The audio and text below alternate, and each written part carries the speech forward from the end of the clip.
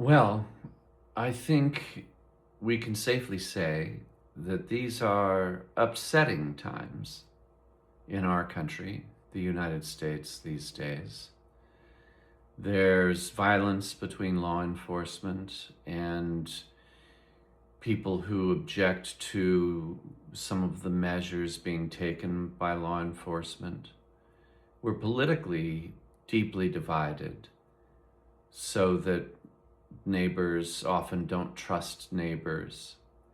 There's a general feeling of anxiety and threat in our society right now. And I think it often leaves us feeling, well, dysregulated. The psychologists use that word to describe a state in which our emotions are perhaps stronger or not as strong as we feel they should be, or we're simply confused about what emotions we're feeling at the moment.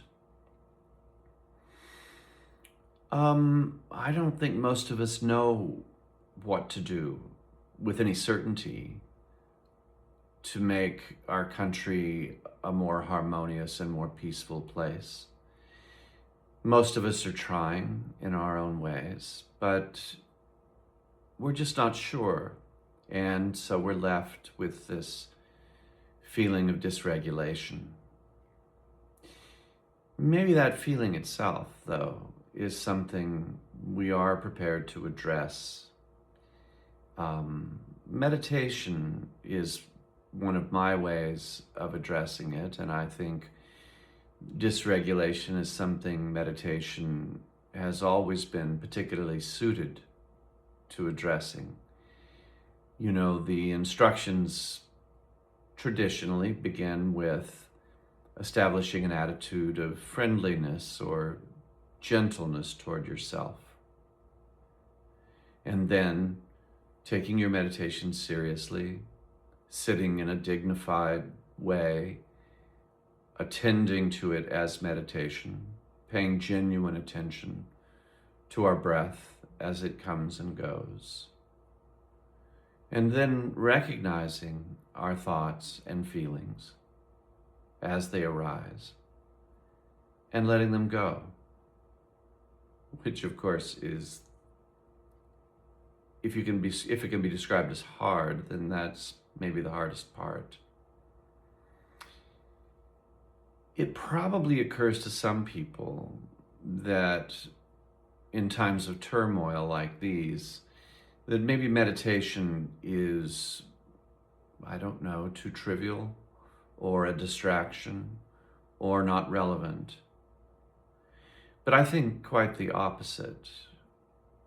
The idea that meditation is somehow passive, or that by retreating for 20 minutes to sit by ourselves is somehow giving up, I think is not right at all.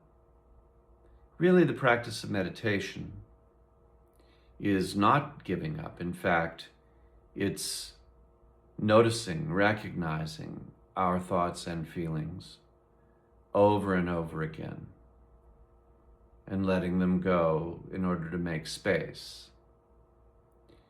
It, in fact, meditation could be described as not giving up over and over again as we recognize how we feel. And then maybe the gift of addressing our dysregulation is that it prepares us for the next challenge that we encounter in the world and gives us the equanimity, the balance, the strength that we need to take the right action as best as we can figure it out.